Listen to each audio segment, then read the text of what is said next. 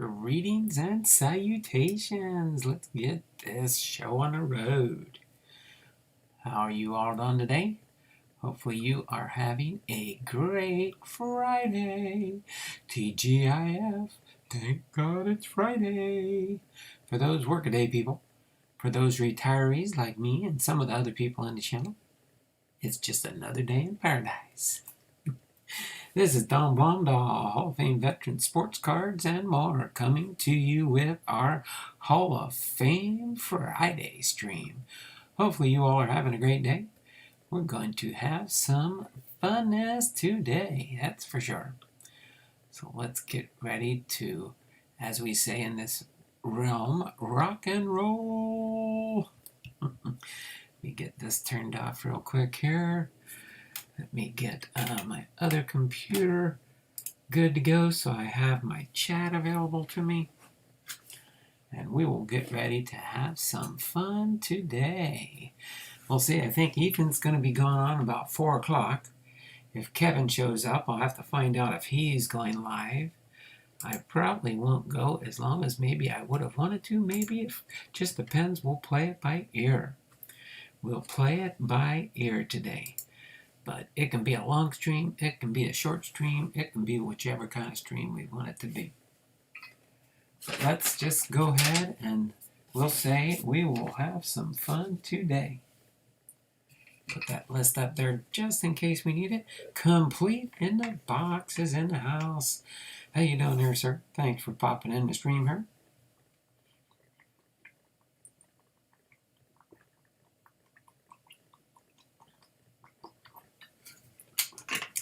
This is kind of an early start off for next week too for throwbacks, because 2020 can be considered a throwback. So that's what we're going to do today. So we are going to do Roberto Clemente's Hall of Fame biography. That's our Hall of Famer for today. This is episode number 53. That means this is the 53rd Hall of Famer in this series. If you do want to go back and watch my other episodes, you can always skip through.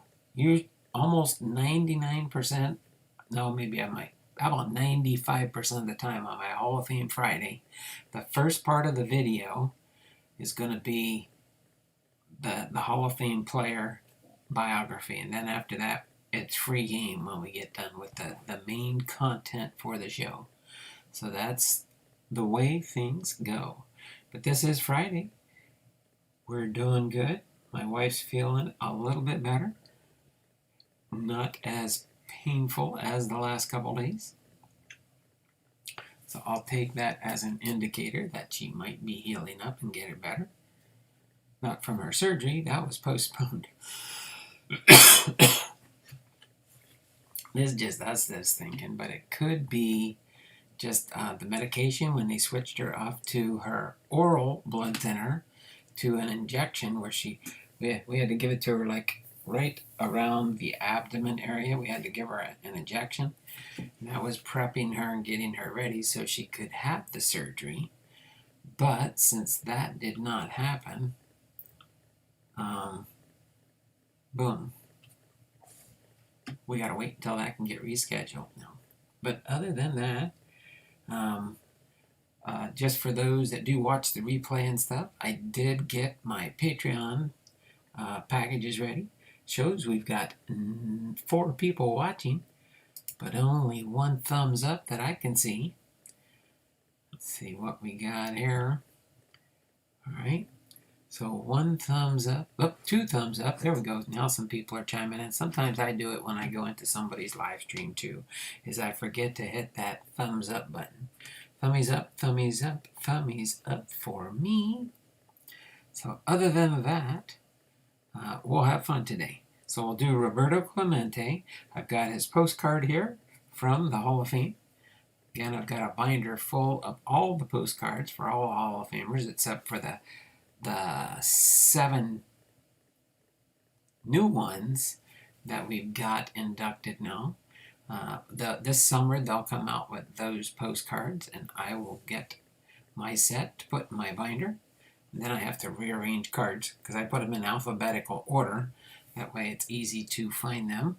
Down the road, I think it was a mistake on the Hall of Fame's part, but when they put my Hall of Fame set together when I ordered it, I believe it was 2019, they had sent me duplicates of some players, and I was like putting them in, because they were in alphabetical order, and I'm like, wait a minute, and then I had to readjust all of the pages and stuff, because I noticed there was duplicate cards. So I do have some duplicates. I'll be culling those out of my binder. So I'll see if anybody's interested in any of the duplicates that I have in my Hall of Fame postcard binder. So one of these days I'll probably go through that binder. We could do it almost like the 12 Days of Christmas, where we go through the binder from the beginning, leading up to which Hall of Famer we're on. Like this would be Roberto Clemente. We would go through the first 52, but if we do it like that, by the time we get to the end, we'll probably be closer to 400 maybe, because now we're at 340 Hall of Famers. So that could get interesting. But we do got 2 more minutes. Don't forget, you can get into our February Super Chat prize giveaway. Again, the 2 prizes I'll be giving away for this month is going to be a Gem Mint 10 1995 Pacific Prism Platinum Crown die cut number P1 Antonio McDidas. Okay, that's a pretty shiny little card for back in the day in 1995. And then this other one here is a 2003 Bowman Draft Fabric of the Future Jersey Relic from number AM Andy Marte D. It's an extra mint 6 grading from Beckett. Centering's 9.5, corners are an 8, edges are 8.5, and the surface is a 5.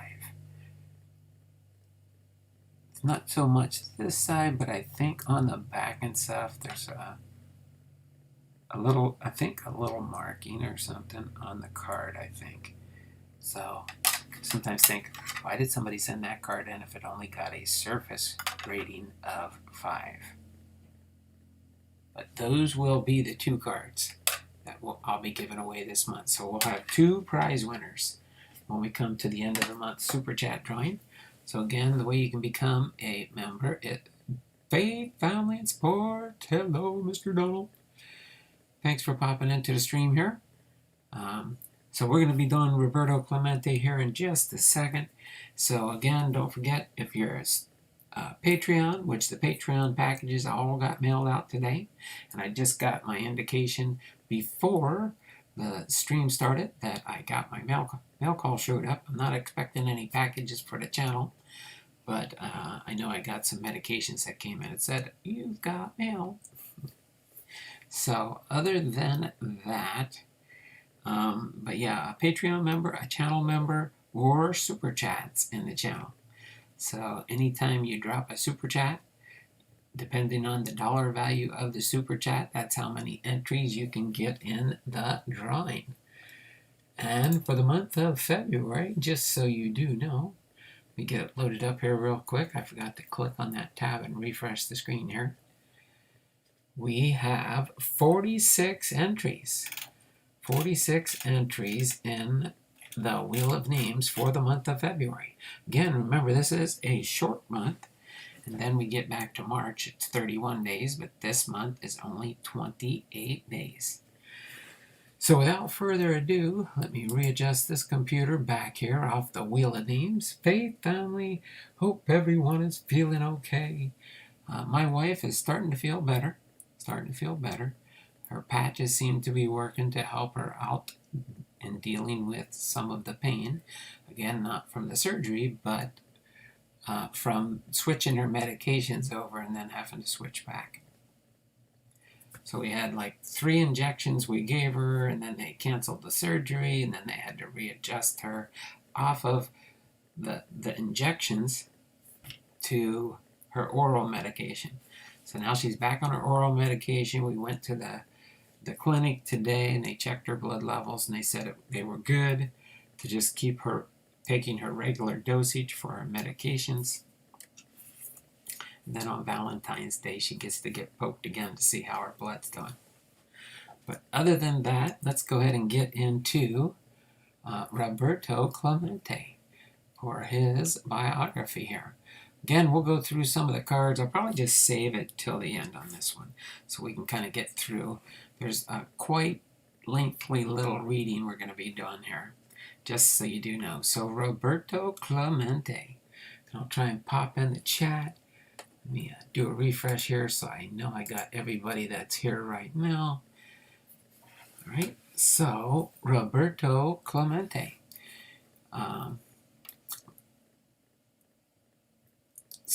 In this Spanish name, the first paternal surname is Clemente, and the second or maternal family name is Walker. So his full name, I think, from his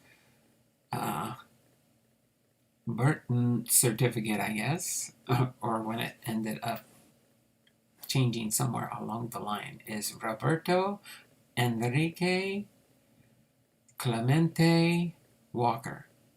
That's the Spanish pronunciation. Roberto Enrique Clemente Walker. He was born August 18, 1934, and passed away on December 31st, 1972. Was a Puerto Rican professional baseball right fielder who played 18 seasons in Major League Baseball for the Pittsburgh Pirates. After his early death, he was posthumously inducted into the National Baseball Hall of Fame in 1973, becoming both the first Caribbean and the first Latin American player to be enshrined. Because he died at a young age and had such a stellar career, the Hall of Fame changed its rules of eligibility as an alternative to a player having to be retired for 5 years before eligibility. A player who has been deceased for at least 6 months is eligible for entry. Clemente was an All-Star for 13 seasons, playing in 15 All-Star games. He was the National League Most Valuable Player in 1966, the National League batting leader in 1961, 64, 65, and 67, and a Gold Glove Award winner for 12 consecutive seasons from 1961 to 1972. His batting average was over 300 for 13 seasons, and he had 3,000 hits during his major league career. He also was a two-time World Series champion. Clemente was the first player from the Caribbean and Latin America to win a World Series as a starting position player in 1960, to receive an National League MVP award in 1966, and to receive a World Series MVP award in 1971. Clemente was involved in charity work in Latin America and Caribbean countries during the off-seasons. He often delivered baseball equipment and food to those in need. On December 31st, 1972, he died in a plane crash at the age of 38 while en route to deliver aid to earthquake victims in Nicaragua. The following season, the Pirates retired his uniform number 21, and MLB renamed its annual Commissioner's Award in his honor, now known as the Roberto Clemente Award. It is given to the player who best exemplifies the game of baseball, sportsmanship, community involvement, and the individual's contribution to his team. Take a sip of water here real quick. Hopefully you all are having a great Friday and getting ready for the weekend.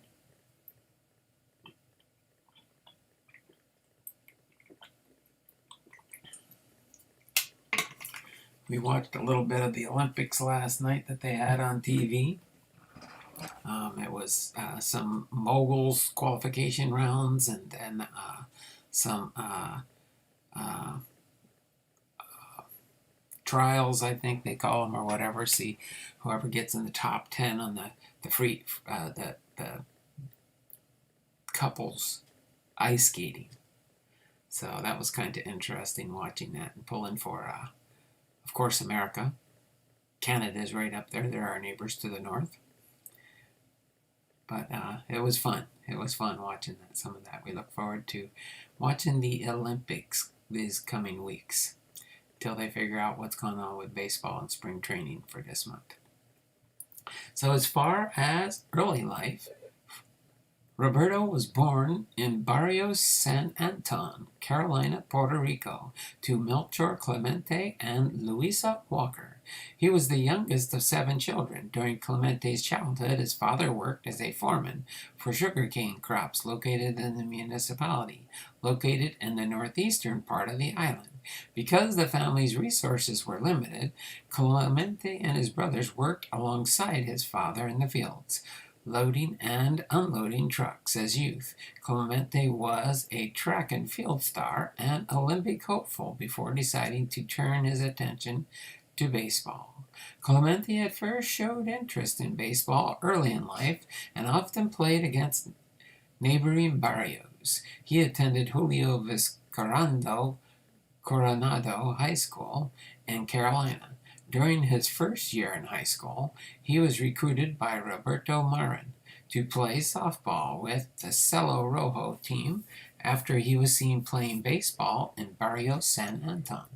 He was with the team 2 years as a shortstop. Clemente joined Puerto Rico's amateur league when he was 16 years old, playing for the Ferdinand Juncos team, which represented the municipality of Juncos. Puerto Rican baseball from 1952 to 1954. Clemente's professional baseball career began at age 18 when he accepted a contract from Pedro Zorrilla with Cangrejeros de Sucre Crabbers, a winter league team and franchise of the Puerto Rican Professional Baseball League, the LBBPR. Clemente signed with the team on October 9, 1952, and he was a bench player during his first season, but was promoted to the Cangrejeros starting lineup the following season. During the season, he hit .288 as the team's leadoff hitter. While Clemente was playing with the LBBPR, the Brooklyn Dodgers offered him a contract with one of the team's AAA affiliates. As far as then took place, minor league baseball in 1954. After signing with the Dodgers on February 14, 1954, Clemente moved to Montreal to play with the Royals. Affected early on by both climate and language differences, Clemente received assistance from bilingual teammates such as infielder Chico Fernandez and pitchers Tommy Lasorda and Joe Black. Black was the original target of the Pittsburgh Pirates' June 1, 1954 scouting trip to Richmond, conducted by pitching coach Clyde Suckforth. The mission's focus quickly shifted when he witnessed Clemente's throwing and batting prowess in pregame drills. Nevertheless, Clemente barely played during Suckforth's 3-day visit. With his suspicions further aroused by manager Mac Mickens' dismissive remarks, "You mean you want him?" and the fact that Clemente took batting practice with the pitchers rather than his fellow position players, Suckforth made inquiries and soon ascertained Clemente's status as an unprotected bonus baby. The manager had been instructed to use Clemente sparingly, acknowledged Macon almost 12 years later. "We tried to sneak him through the draft, but it didn't work," as Suckforth told the Pirates beat writer Les Biedman. I knew when he'd be our first draft choice. Before leaving Richmond, he recalled, I told Montreal manager Max Macon to take good care of our boy and see that he didn't get hurt. Evidently, Macon took Suckforth at his word. Scarcely had the pirate scout departed when on June 4th, Clemente started his first game in over a month. In the course of 2 days and 3 games, 2 of which he started, Clemente amassed 10 at-bats, 2 more than the previous 30 games combined. Yet, just as abruptly, the moment was over and he was back to riding the bench, this time for almost 2 months.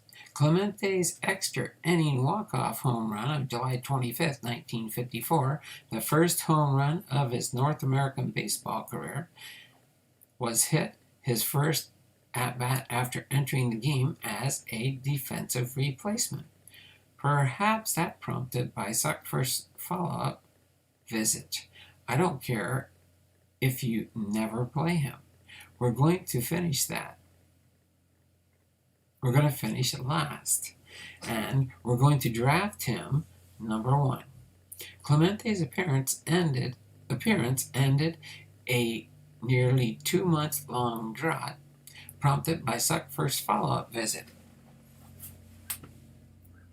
Starting on June 6th, 17 appearances, 6 starts, and 24 at-bats in 60 games. From this point forward, Clemente playing time increased significantly, and he started every subsequent game against the left-handed starting pitcher, finishing the season with a batting average of .257 in 87 games. Clemente would complement his July 25th walk-off homer with another on September 5th, as well as a walk-off outfield assist, cutting down the potential tying run at the plate on August 18th, his 20th birthday.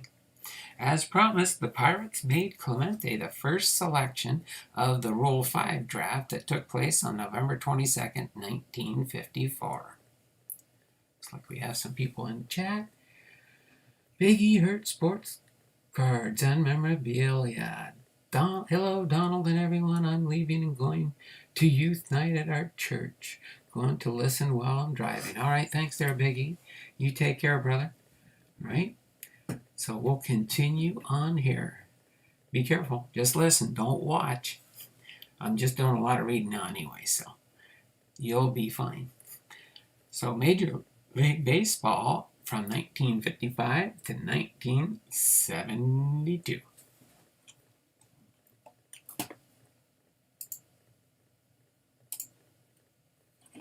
Just refresh the chat there so I remember where I left off. For all but the first 7 weeks of his Major League career, Clemente wore number 21. After his death, this number was retired by the Pirates. For his first few weeks, Clemente wore number 13, as his teammate Earl Smith was wearing 21. It was later reassigned to Clemente. During the off-seasons, except for the 1958-59, 62-63, 65-66, 68-69, 71-72, and the 72-73 seasons, Clemente played professionally for the Sucre Crabbers, Correllos de Cagus, and San Juan Senadores in the Puerto Rican Baseball Winter League, where he was considered a star. He sometimes managed the San Juan team. In September 1958, Clemente joined the United States Marine Corps Reserve. He served 6 months on active duty at Parris Island, South Carolina, Camp Lejeune in North Carolina, and Washington, D.C. at Parris Island. Clemente received recruit training with Platoon 346 of the 3rd Recruit Battalion. The rigorous Marine Corps training programs helped Clemente physically. He added strength by gaining 10 pounds and said his back troubles caused by being a 1954 auto accident had disappeared, and he was a private first class in the Marine Corps Reserve until September 1964. as far as the Pittsburgh Pirates in the 1950s. The Pirates struggled through several difficult seasons through the 1950s. They did have a winning season in 1958, their first since 1948. Clemente debuted with the Pirates on April 17, 1955, wearing uniform number 13 in the first game of a doubleheader against the Brooklyn Dodgers. Early in his career with the Pirates, he was frustrated by racial and ethnic tensions, with sniping by the local media and some teammates. Clemente responded to this by saying, "I don't believe in color." He noted that during his upbringing, he was taught never to discriminate against someone based on ethnicity. Clemente was at a double disadvantage when he was a Latin American and Caribbean player whose first language was Spanish and was partially African descent. The year before, the Pirates had hired Kurt Roberts, their first African American player. They were the 5th team in the National League and the 9th in the major leagues to do so, 7 years after Jackie Robinson broke baseball's color line by joining the Dodgers. When Clemente arrived in Pittsburgh, Roberts befriended him and helped him adjust to life in the major league, as well as in the Pittsburgh area. During his rookie season, Clemente had to sit out several games as he suffered a lower back injury in Puerto Rico the previous year and winter. A drunk driver rammed into his car at an intersection. He finished his rookie season with a .255 batting average despite double hitting certain types of pitches. His defensive skills were highlighted during this season. The following season, on July 25, 1956, in Forbes Field, Clemente hit the only documented walk-off inside the park grand slam in modern MLB play. Pittsburgh-based sports writer John Steigerwald said that it may have been done only once in the history of baseball, emphasis added. Clemente was still fulfilling his Marine Corps Reserve duty during spring of 1959 and set to be released from Camp Lejeune on April 4th. A Pennsylvania state senator, John M. Walker, wrote to U.S. Senator Hugh Scott requesting an early release on March 4th so Clemente could join the team for spring training. And we got the Pittsburgh Pirates in the 1960s.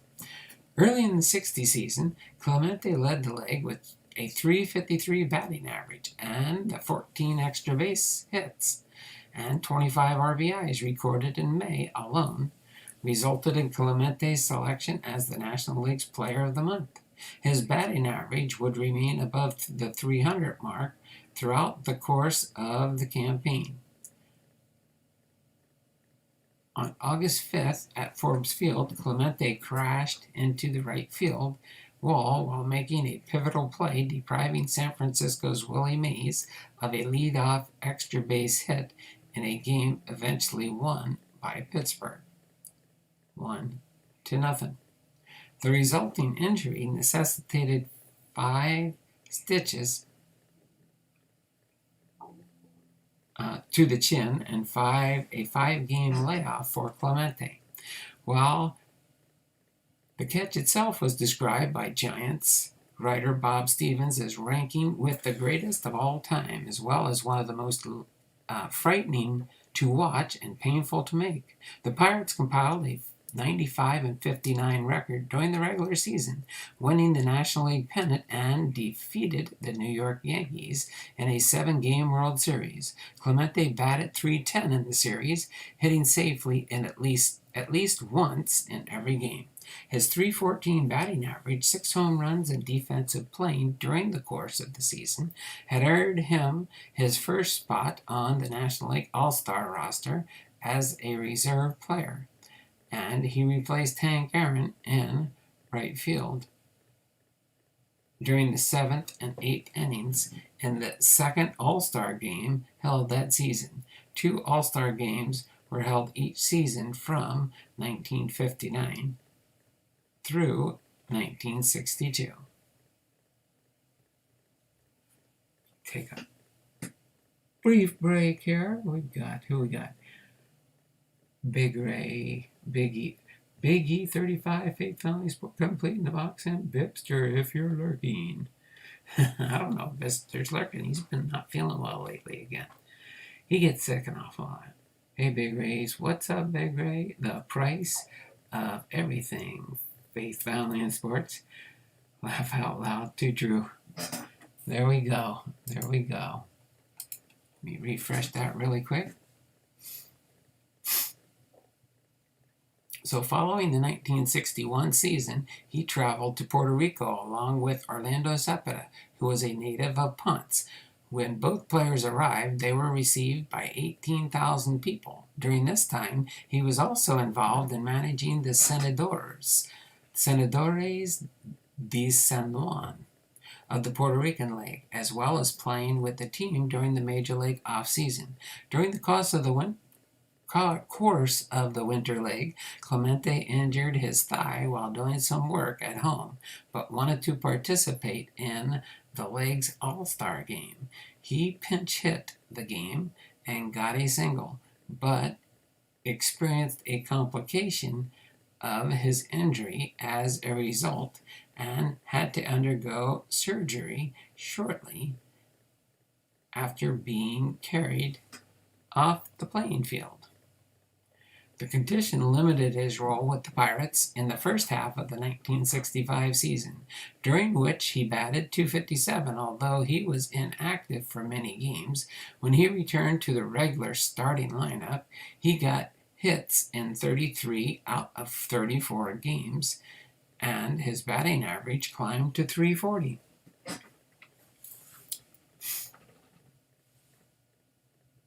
He participated in a pinch hitter and replaced Willie Stargell playing left field during the All-Star game on July 15th. Clemente was an All-Star every season he played in the 60s, other than 1968, the only year in his career after 1959 which he failed to hit above .300, and a Gold Glove winner for each of his 12 final seasons, beginning in 1961. He won the National League batting title 4 times, 61, 64, 65, 67, and won the league's MVP award in 1966, hitting .317 with 29 home runs and 119 RBIs. In 1967, Clemente registered a career-high .357 batting average, hit 23 home runs, and batted in 110 runs. Following that season, an informal poll conducted by sports magazine writers, winter meetings, a plurality of Major League and GMs declared Clemente the best player in baseball today, edging out American League crown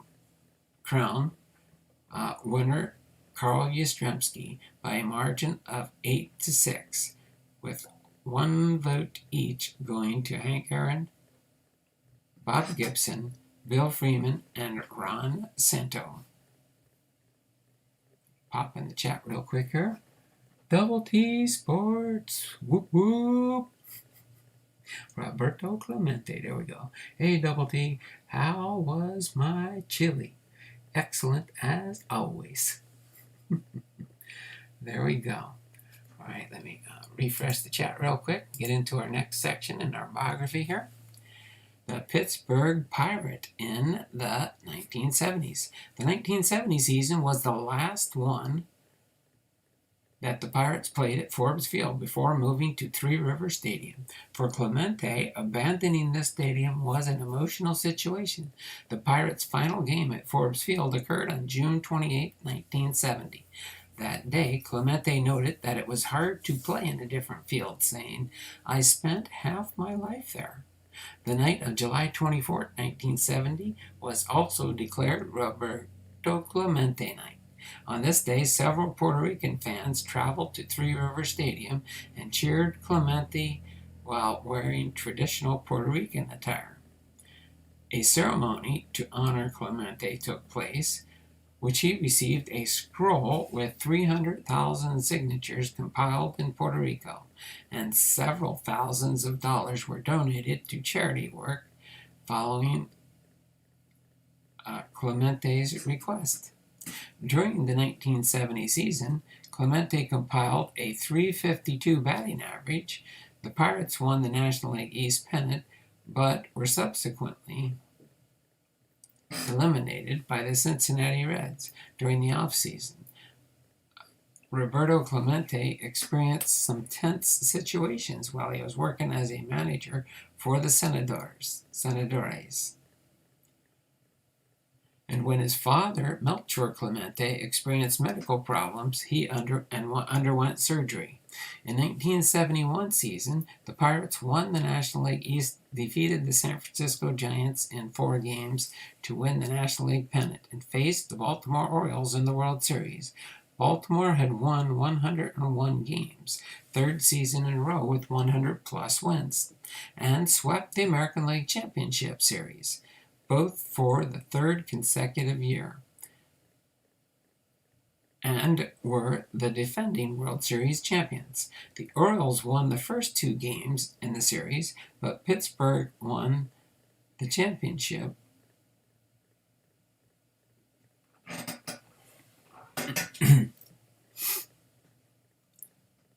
The Orioles won the first 2 games in the series, but Pittsburgh won the championship in 7 games. This marked the second occasion that Clemente helped win a World Series for the Pirates. Over the course of the series, Clemente had a .414 batting average, 12 hits and 29 at-bats, performed well defensively, and hit a home run in the deciding 2-1 7th game victory.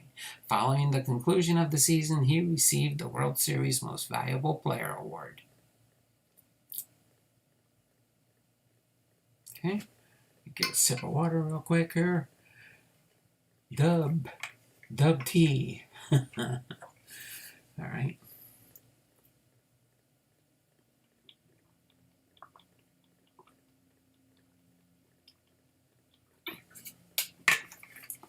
Really clear it out. Just had to wet my whistle there. All right. 3,000th hit. Although he was frustrated and struggling with injuries, Clemente played 102 games and hit .312 during the 1972 season. He also made the annual All-Star roster for the 12th time. He played in 14 of 15 All-Star games and won his 12th consecutive Gold Glove.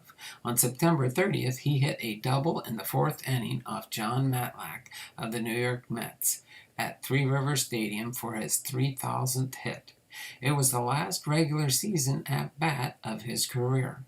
By playing in right field in one more regular season game on October 3rd, Clemente tied Honus Wagner's record for games played as a Pittsburgh Pirate with 2,433 games played in the National League playoffs that season. He batted .235 as he went 4 for 17. His last game was October 11th, 1972, at Cincinnati's Riverfront Stadium in the 5th and final game of the 1972 NLCS. He and Bill Mazeroski were the last Pirate players remaining from the 1960 World Series championship team. Okay, as far as his personal life, Clemente was married on November 14, 1964, to Vera Zabala at San Fernando Church in Carolina. The couple had 3 children: Roberto Jr., born in 1965, Luis Roberto, born in 1966, and Roberto Enrique, born 1969. Vera Clemente died on November 16, 2019, at the age of 78. Clemente was a devout Catholic. In the 1958-59 off-season, Clemente enlisted in the United States Marine Corps and served during off-seasons through 1964. He was inducted into the Marine Corps Sports Hall of Fame in 2003 and into the Puerto Rican Veterans Hall of Fame 15 years later. As far as his charity work and then on to his death, Clemente spent much of his time during the off-season involved in charity work. When Managua, the capital city of Nicaragua, was affected by a massive earthquake on December 23, 1972, Clemente, who visited Managua 3 weeks before the quake, immediately set to work arranging emergency relief flights. He soon learned, however, the aid package on the first 3 flights had been diverted by corrupt officials of the Somoza government, never reaching victims of the quake. He decided to accompany the 4th relief flight, hoping that his presence would ensure that the aid would get delivered to the survivors. The airplane he chartered for the New Year's Eve flight, a Douglas DC-7 cargo plane, had a history of mechanical problems and an insufficient number of flight personnel, missing both a flight engineer and co-pilot. He was overloaded by 4,200 pounds. It crashed into the Atlantic Ocean off the coast of Isla Verde, Puerto Rico, immediately after takeoff on December 31st, 1972, due to engine failure. A few days after the crash, the body of the pilot and part of the fuselage of the plane were found. An empty flight case, apparently belonging to Clemente, was the only personal item recovered from the plane. Clemente's teammate and close friend Manny Seguin was the only member of the Pirates not to attend Roberto's memorial service. The Pirates catcher chose instead to dive into the waters where Clemente's plane had crashed in an effort to find his teammate. The bodies of Clemente and 3 others who were also on the 4-engine plane were never recovered. Montreal Expos pitcher Tom Walker, then playing winter league ball in Puerto Rico in a league later named after Clemente, helped him load the plane because Clemente wanted Walker, who was single, to go enjoy the New Year's. Clemente told him not to join him on the flight. In an interview for the ESPN documentary series Sports Century 2002, Clemente's widow, Vera, mentioned that Clemente told her several times that he thought he was going to die young. Indeed, while being asked by broadcaster and future fellow Hall of Famer Richie Ashburn in July 1971 during the All-Star Game activities about when he would get his 3,000th career hit, Clemente's response was, "Well, you never know. If I'm alive, like I said before, you never know because God tells you how long you're going to be here. So you never know what can happen tomorrow." Clemente's older stepbrother, Louis, died on December 31st, 1954, and his stepsister a few years later. At the time of his death, Clemente had established several records with the Pirates, including most triples in a game, 3, and hits in 2 consecutive games, 10. He won 12 Gold Glove Awards and shares the record of most won among outfielders with Willie Mays. On July 25, 1956, in a 9-8 Pittsburgh win against the Chicago Cubs, Clemente hit the only walk-off inside-the-park grand slam in professional baseball history.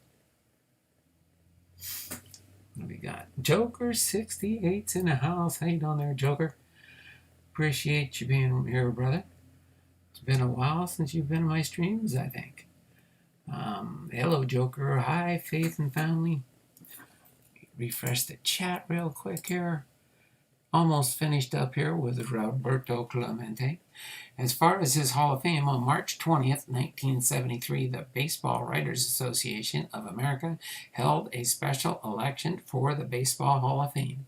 They voted to waive the waiting period for Clemente due to the circumstances of his death, and posthumously elected him for induction into the Hall of Fame, giving him 393 out of 420 available votes for a 92.7% of the vote.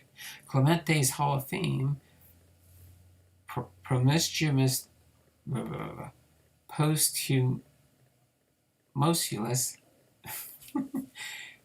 They elected him for induction in the Hall of Fame, giving him 393 out of 422 votes. Clemente's Hall of Fame plaque originally had its name Roberto Walker Clemente. Instead, the proper Spanish format, Roberto Clemente Walker, the plaque was recast in 2000 to correct the error. As far as his MLB awards and achievements, he had a National League MVP Award in 1966, National League Player of the Month Award, May 1960, May 67, and July 69, World Series MVP in 1971, National League Gold Glove Award from 1961 through 1972, Commissioner's Historic Achievement Award 2006. As far as his achievements, National League All-Star Games 1960 through 1967, 1969 through 1972, National League in batting average 1961, 64, 65, and 67, National League leader in hits 1964 and 67, National League leader in triples 1969, National League leader in putouts as a right fielder 1958, 61, and 66, and a National League leader in fielding average as right fielder and outfielder in 1972. The Roberto Clemente Award. Since 1971, MLB has presented the Roberto Clemente Award, named the Commissioner's Award in 1971 and 1972. Every year to a player with outstanding baseball playing skills who is personally involved in community work. A trophy and a donation check for a charity of the player's choice is presented annually at the World Series. A panel of 3 makes the final determination of the award recipient from an unusual list of selected players. As far as some national awards, Clemente was posthumously presented 3 civilian awards of the United States government from the President of the United States, including the first President Citizens Medal. President Richard Nixon on May 14, 1973, Roberto Clemente Walker Congressional Gold Medal. President Richard Nixon, May 14, 1973, the Presidential Citizens Medal. And then President George W. Bush on July 23, 2003, the Presidential Medal of Freedom. And the Citizens Medal citation states, all who saw Roberto Clemente in action, whether on the diamond or on the front lines of charitable endeavor, are richer for the experience. He stands with a handful of men whose brilliance has transformed the game of baseball into a showcase of skill and spirit, giving the universal delight and inspiration. More than that, his selfless dedication to helping those with 2 strikes against them in life has blessed thousands and set an example for millions. As long as athletes and humanitarians are honored, Roberto Clemente's memory will live. As long as citizens' medals are presented, each will mean a little more because the first one went to him. going to eat breakfast. My gray Heath. That's awesome. All right. So there we go. There we go. We've got our Roberto Clemente recap at the end here. Again, he was a right fielder, born August 18, 1934, Barrio San Anton, Carolina, Puerto Rico. He died December 31st, 1972, at age 38, Isla Verde, Carolina, Puerto Rico. Batted right through right. His MLB debut was April 17, 1955, for the Pittsburgh Pirates. His last MLB appearance was October 3rd, 1972, for the Pittsburgh Pirates. His MLB statistics is he had a career batting average of .317, exactly 3,000 hits on his last at-bat in his career. Home runs, 240. Runs batted in, 1,305. He played for only one team, the Pittsburgh Pirates, from 1955 to 1972. Then career highlights and awards from 1955 to 1972, and we've already encapsulated all that. And he was inducted in 1973 with 92.7% of the votes on his first ballot of eligibility, with the exceptional rules of having passed away. So other than that, that is our Roberto Clemente. Now, without further ado, we will go through this right here. And we'll go ahead and open up my team bag here. It has all my different Roberto Clemente cards that I have in my PC, in my Hall of Fame PC. So we'll go through these and I'll share these one by one to you. The first one, of course, is a unique one. I don't know if anybody's ever seen one like this, but it's, I don't even know if it's an official card. It looks like somebody did this. It's like a sticker. So I suppose if I did a Roberto Clemente binder, I could put that on the front as a sticker on the front of the binder. You'll see the back, there's nothing there. It's just can't get the glare. There, see, it's like a peelable sticker that maybe somebody made or something, but I thought that was pretty cool to have that in my collection. Let's see, this next card here is from an Upper Deck product, Roberto Clemente. This is from a 1994 Upper Deck product. Here's a Diamond King, Roberto Clemente, from a 2019 Panini product. Oh, hold on. No, that's right. I was thinking I was confusing myself. This is from a 1983 Don Russ product, Hall of Fame Heroes.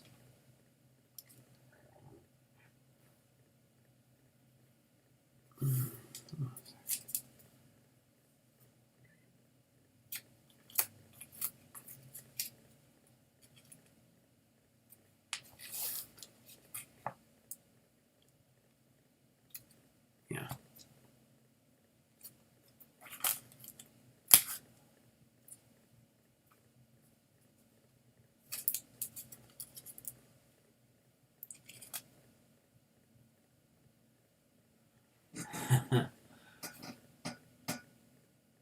Comes inside yak packs. Oh, this was from a yak pack? Is that what this was? Maybe that's how I got that one, from a yak pack. The sticker that had, oh, okay. So this is from a, I think this was also a 2012 Panini.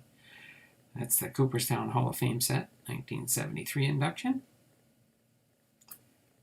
What am I doing now? Oh, that's what I need to do there. It's just, I got them backward sorted.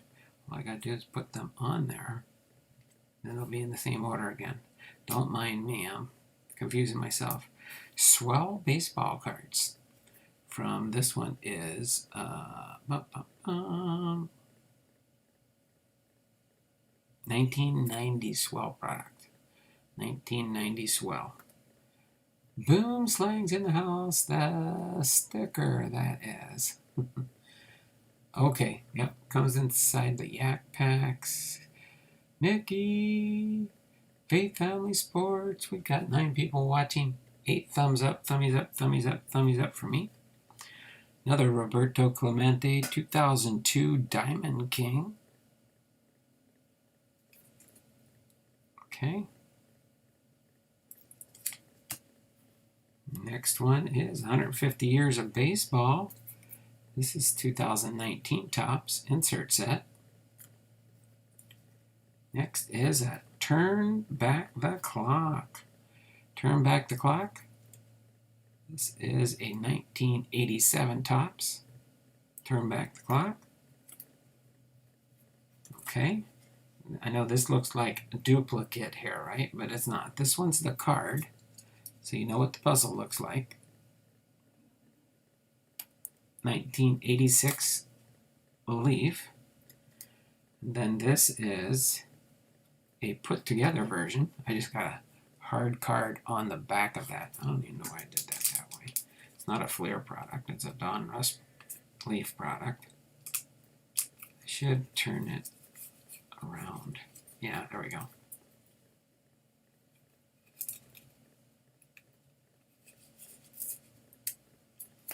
That kind of holds it into penny sleeves so it doesn't get scrunched. That is the puzzle. The puzzle card. Yeah, you actually get it like a whole card. And then you put it. That is the puzzle card. Okay. Then next here we've got a Bob Clemente, Roberto Clemente from a Burger's Best card from 2016 Topps. There we go. Do it that way. Next here we've got a die cut Roberto Clemente Cut to the Chase. Cut to the Chase insert card from 2013 Topps. Pretty cool looking card, if I do say so. Then we've got a Topps Gallery of the Greats, Roberto Clemente. Shiny rainbowish foil there. Card number GG23, Gallery of Greats. Okay, the next one we got here is a Gold Standard, Topps Gold Standard card, Roberto Clemente from his 3000 Hit Club 2012 Topps, card number GS-49. Oh, my research is telling me those stickers are from 1983 Starliner. That's pretty cool.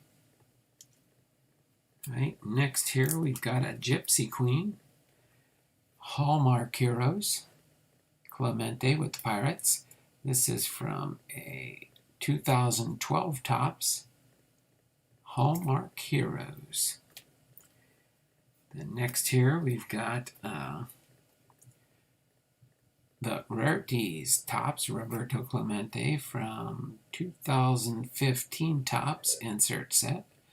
R-5 is the card number. Next here we've got one of these is a short print. So got 2 here. This is a black one. This one's purplish. And I believe if I remember right, yeah, the black one is the short print. The black one is there. You can probably see it there. If I get too close, it says 160 out of 299. So there we go for those 2. Black one is the short print. That's where you get into variations when you're sorting your cards and make sure you don't have. So they're both the same card number, SIS-14, stars in service. So the only difference on that was the one is serialized, the one is not, but the colors, this is a black, this is a purple. You can kind of see the color differences there. Just give you a few pointers on pretty much organizing a player set, at least the way I do it. Other people say put it by year and then alphabetical for a single player PC binder. To me, I do it my way, which I think is logical. Everybody has their own, though. This is Then and Now, Roberto Clemente and Buster Posey. I think this is a 2012. Let's see if I can see the year here. It's so light on the back here. I think it is a 2013. This one's a 2013 Heritage product, Clemente. And then our last one for Roberto Clemente, opening day, 150 years of baseball, 2019, card number YOF-8. So boom, bitty, boom, boom, boom. I will put this back into my Roberto Clemente. That's why I had this sticker first. Does not have a number on it. So that's why I did it that way. I do my no number cards first, then numerical sequence, then alphabetical sequence. And there's various different parts of the numerical sequence and patterns that I use. But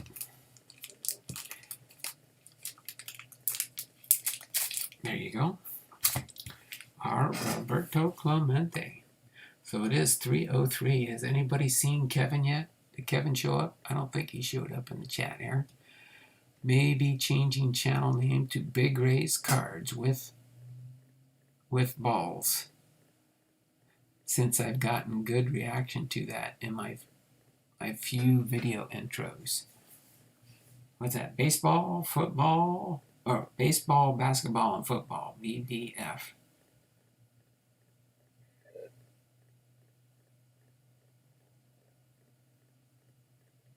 Big Ray's Cards with balls. Reaction to that in my few video intros thought.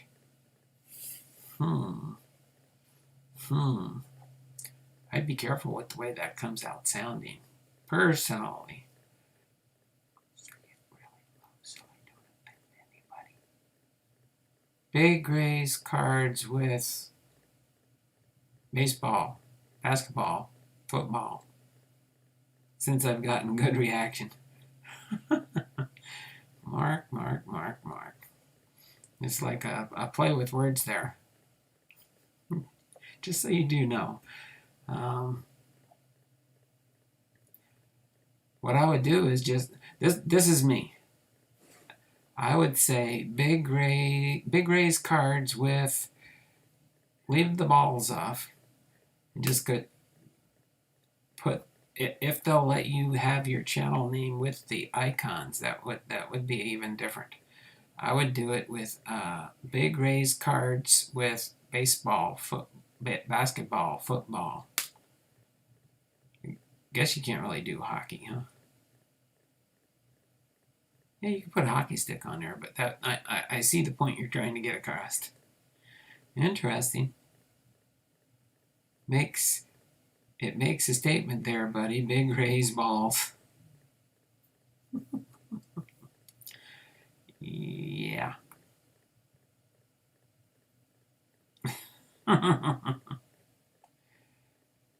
It definitely makes a statement. That's for sure there, Big Ray. Okay, I'm going to set this over here for now. Actually, I'm going to set this over here. Let me set this over here. We can put that back in my Hall of Fame sort. And then let's see, where are we? What are we doing now? Oh, wait, yeah. We do have a little bit of time. We still have the tops 10s here. We still have the tops 10s. We got 7 people watching, 9 thumbs up. You could go big raise balls and cards and small balls. I'm just joking, my friend. Interesting being in the chat, but when I'm repeating the chat, then you know how it sounds.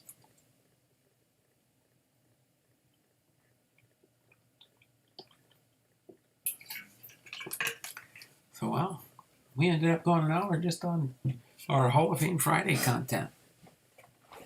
So what I'm going to do is I'm just going to leave this as a preview here. How's that sound? Let me get this guy. Let me get Judge here. Let me get Vladimir Guerrero. Let me get these guys centered here. There we go. So this is my last of my unopened product. Just so you know on the show. So I'm gonna stretch it out over time. But most likely we'll start next week. But what I'll do is I'm gonna put a poll up. I might just do one a week. But we'll see what order we want to open them up in. Yeah, this is the whole set of 10s for 2020 Baseball Series 1. Yeah, we got the Bellinger, the Betts, the Alonso, the Vladimir Guerrero Jr., the Aaron Judge, and the Mike Trout.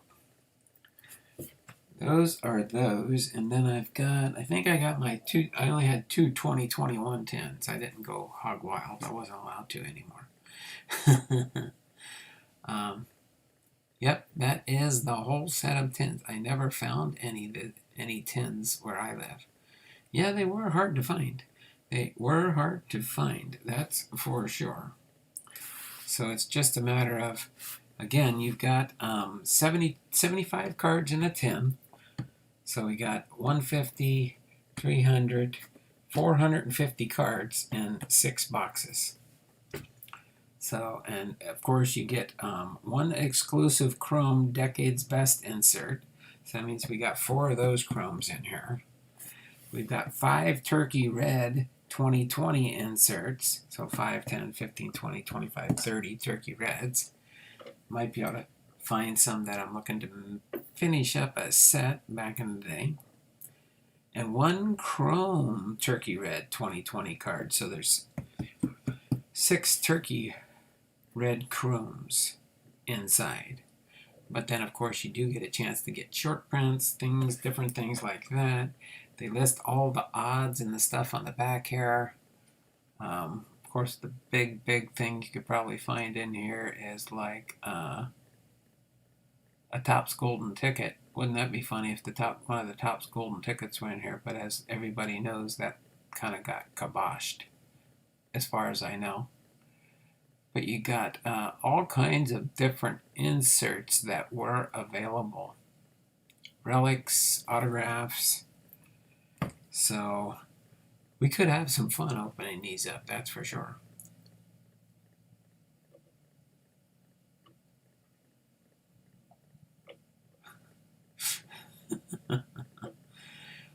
Lockin 99. How you doing here, Lockin? Thanks for popping into the stream here. I left you a comment on your announcement about the story's copyright. Offered to let you use my original.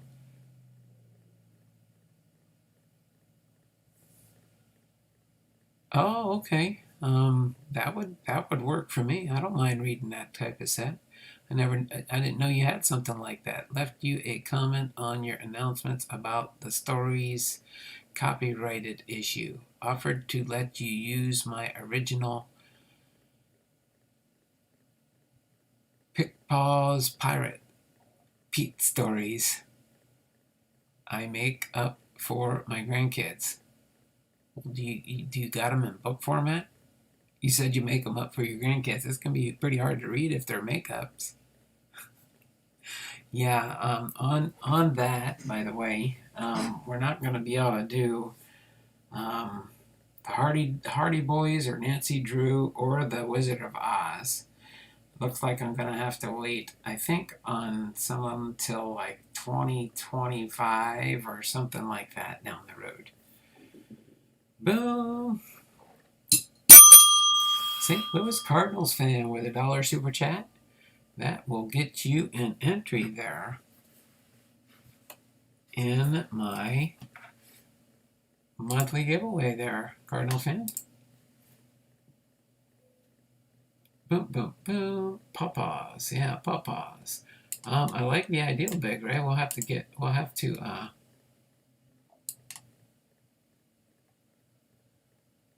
oh, come on. Hold on. Let me, my computer's being picky. No.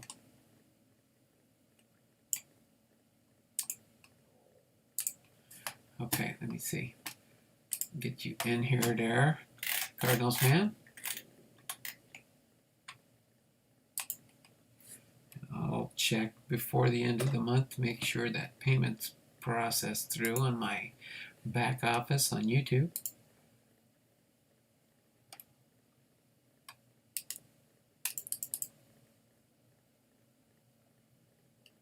Okay. I'm going to have to shorten you up to St. Louis Cardinals fan 1990, otherwise it counts as two different entries. So I will know who that is for sure. But thank you there, St. Louis Cardinals fan 1990 and Blue Jays fan. We've got 47 entries now in the February giveaway. And again, for those that weren't here earlier and stuff, these are my two giveaways this month. These are my two giveaways, the 1996 Pacific Prisms Platinum Crown Die Cut, number P1 Antonio McDyess, Gem Mint 10 from Advanced Grading, and a 2003 Bowman Draft Fabric of the Future Jersey Relics from Andy Marte. Andy Marte. How you doing there, Ethan? Yeah, and Ethan's having a sale here in about 45 minutes. So I know he's getting ready for his show, or for his sale, or break. I think he's doing something like that. But thank you, Ethan. Appreciate that. Let me get you your two entries for that super chat. Let me get Ethan's two entries for that $2 super chat. Remember, on my channel, every super chat is worth entries. Just depends on the dollar value. Okay. Hold on. Fine. I know how to type that one in.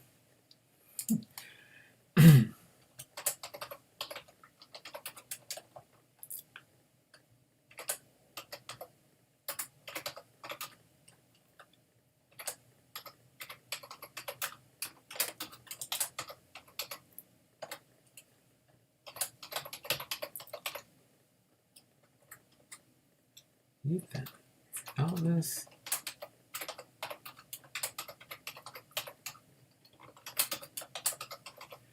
All right. Now, looks like we're up to 49 entries in my Wheel of Names for the month of February. Hardy Boys, wow, I haven't heard that in a long time. I used to read those in the 70s with comic books also. Love. Vladimir Guerrero, Jr. Tense. What's up, Ethan? Boxes hanging out at school. I'm just ripping some personal. At Ethan, I have to tell you, love your mother's accident. I really enjoyed my friend. Would you all do a video to get your mother's accent? Pawpaw Pirate Pete stories are mainly for kids under 10. Silly stuff. I used to make them up for my kids when they were young. Now for my grandkids. I understand there, Big Ray. Boom.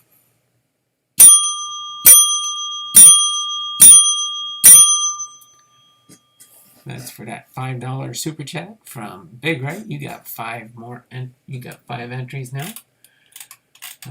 Let's see. That gives you. Oh yeah.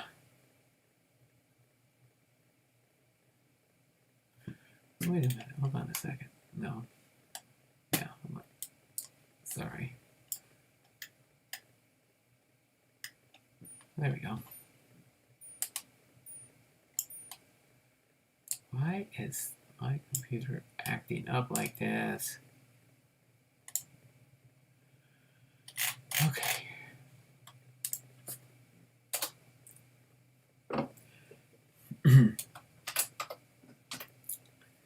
Okay, I'm going to put these in afterwards. All right, so now we are at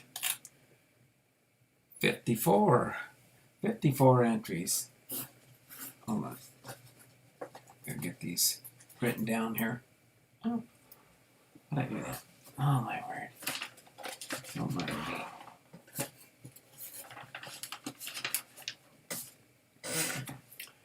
Then we'll get ready to wrap things up here. Big raise.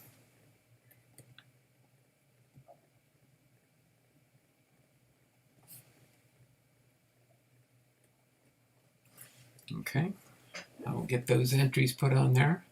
For some reason, my computer's being so goofy, it won't let me copy and paste. My mouse is acting up on me. So, thanks. We have done a lot of videos together. Andy Marie passed away. Who's Andy Marie? Big E. Hey, Big Ray. All right, so I'm going to give you guys a little bit of a break here. I'm going to go ahead and finish things up for today. Just a little shout out for Ethan. Go ahead and check out his personal break he's going to do tonight. He's going to be live in about 40 minutes. I think the note I got was 4 o'clock my time, which is probably 7 o'clock East Coast time. I think you're 3 hours different, right, Ethan? Just wanted to make sure there.